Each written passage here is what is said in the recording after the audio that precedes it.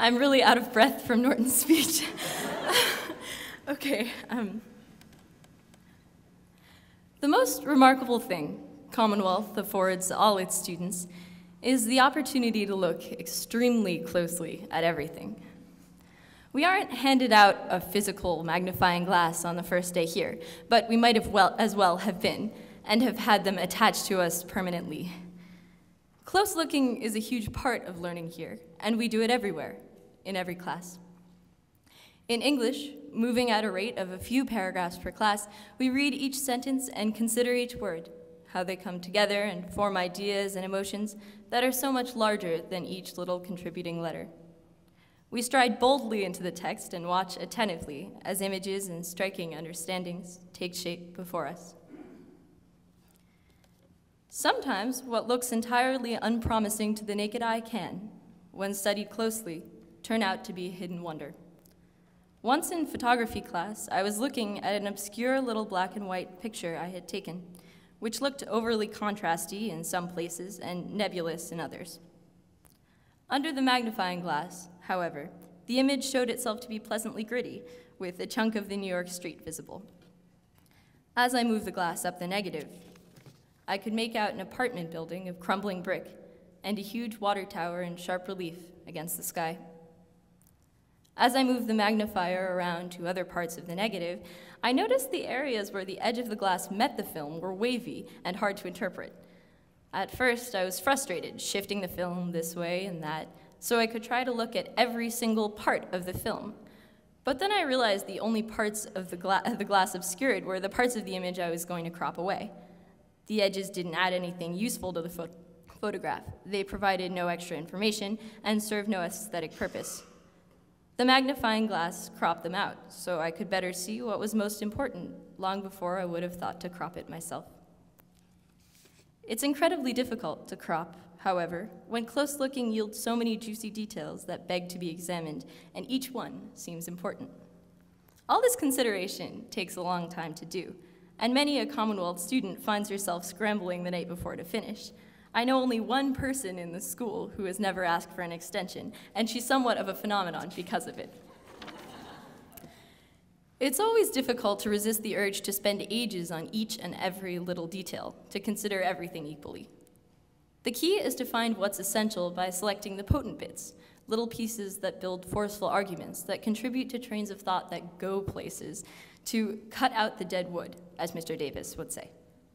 In life, you can't choose to do everything either. In real life, you must crop to give shape, direction, and clarity to what you do. Sometimes, however, it's difficult to know what you're looking for, or even what you're looking at. In history class, for example, we look through primary sources, accounts of events, personal letters, even law codes. The sources can be confusing. Often they're contradictory. Part of being a good historian, I've learned, is realizing that you can't assume you know for sure what's happening in the text. And the most important part is knowing what questions to ask. The questions you ask are what help you suss things out. In life, our approach may very well be the same. In For Once, Then Something, by Robert Frost, a poem we read closely, of course, in English 11, the speaker at first stares down into a well, trying, chin against hard stone, to discern beyond the surface reflection. Once, he says, he caught a glimpse of what he might have been looking for, but then it's lost. A droplet lands on the water's surface, and the ripples obscure this something that he saw. So he stays searching and remembers that blurred, blotted something that lay there at the bottom. What was that whiteness, he asks himself. Truth? A pebble of quartz? For once, then something. In the end, the speaker hasn't figured out what he's seen at the bottom of the well, or really what it is that he's looking for. Though we often do find the essence of things at Commonwealth, in the same way that the speaker is left wondering what he saw, we can't always come to a rousing conclusion during every discussion. Sometimes ambiguity frustrates us. What exactly is the point of working on a piece of literature, of working on anything, if you can't make your way to its core? As the years go on, though, we learn to embrace this sort of ambiguity and to enjoy the searching for all that it's worth. The other day in class, one of my teachers joked that being a student at Commonwealth is similar to being half of an old married couple. Instead of telling the whole joke, you can just say a few key words and everybody knows what you're talking about, she said.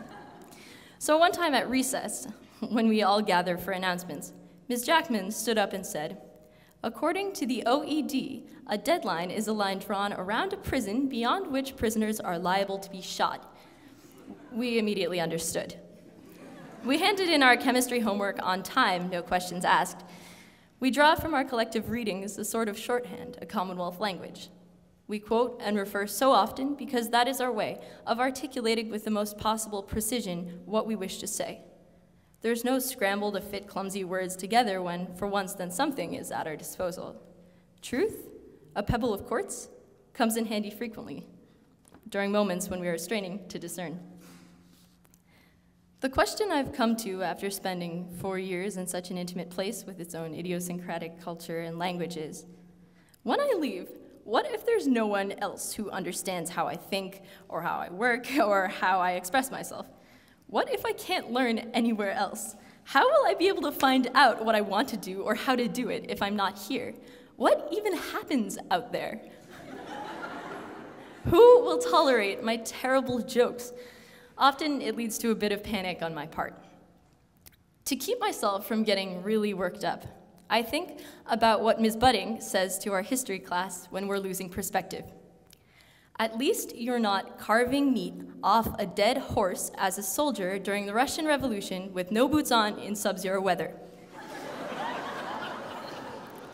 She makes a good point.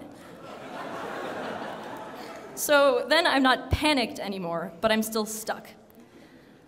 I've spent a lot of time with all of you, reading and writing and talking, and I feel like I might be a little lost when I'm gone. Some of you know exactly where you're going and what you're looking for, and you will search and you will find it. The rest of us have no idea what we're looking for or what the future looks like at all, though I don't plan on carving meat off a dead horse in the cold anytime soon. But we'll stride out boldly into the world and remember that when we were here, we caught at least a glimpse of the truth. We'll take it with us and keep searching, asking questions, discerning. For once, then something.